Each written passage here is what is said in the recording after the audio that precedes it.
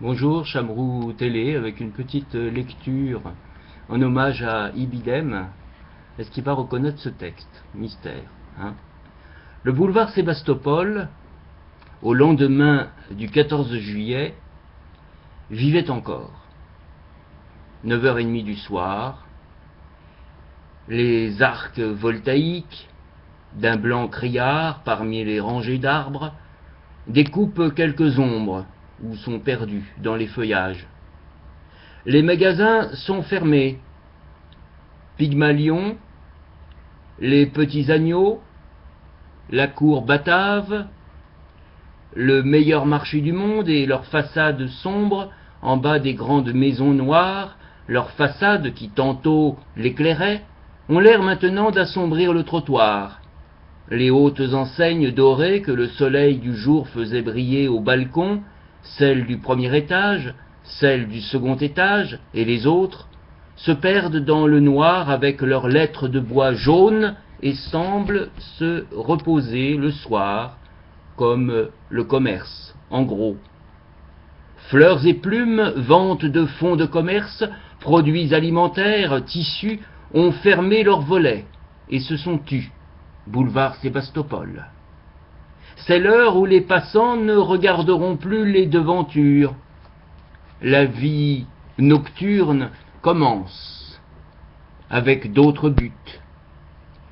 Les voitures ont des lanternes, les fiacres avec des lumières brillantes comme deux yeux de plaisir, et les tramways avec un fanal rouge ouvert et avec des mugissements comme une foule pressée.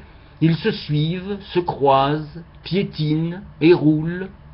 À l'horizon, vers les grands boulevards, l'atmosphère s'éclaire bien plus, s'élève dans le ciel et semble animée d'un esprit lumineux. Le but n'est pas ici, boulevard Sébastopol, où les magasins sont fermés. Les voitures courent, celles qui vont au grand boulevard s'en vont à la lumière et se précipitent, comme des personnes qu'un spectacle attire. Le boulevard Sébastopol vit tout entier sur le trottoir, sur le large trottoir, dans l'air bleu d'une nuit d'été, au lendemain du 14 juillet. Paris passe et traîne un reste de fête, les arcs voltaïques, les feuillages des arbres, les voitures qui roulent et toute une excitation des passants forment quelque chose d'aigu et d'épais comme une vie alcoolique et fatiguée.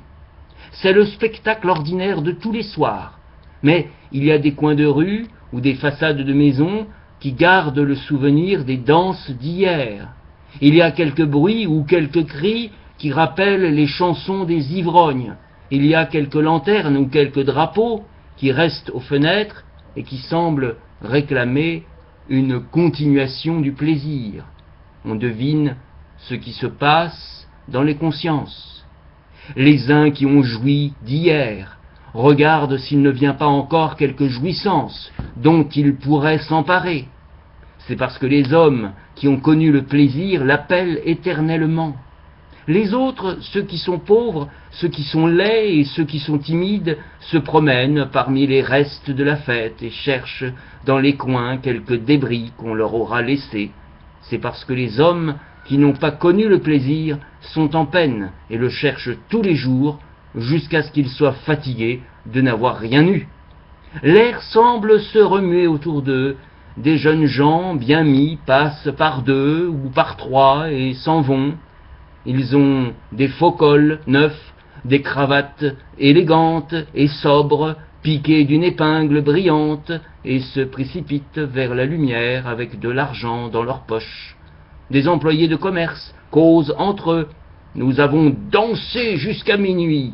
Elle s'est bien laissée faire. Je l'ai emmenée dans un hôtel de la rue Quincampoix, comme elle en avait envie.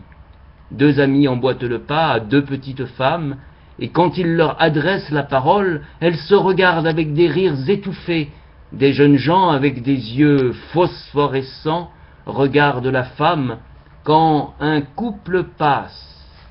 De gros hommes fument un cigare avec satisfaction et pensent « Je suis un gros fonctionnaire qui gagne 12 000 francs par an. » Des couples passent.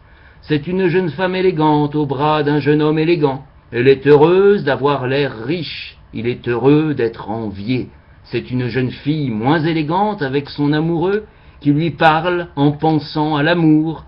D'autres couples, enfin, mari et femme, regardent chacun de son côté et échangent un mot.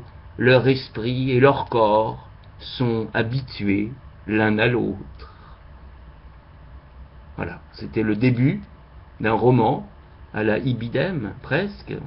C'est évidemment pas Ibidem, sinon ce serait trop facile.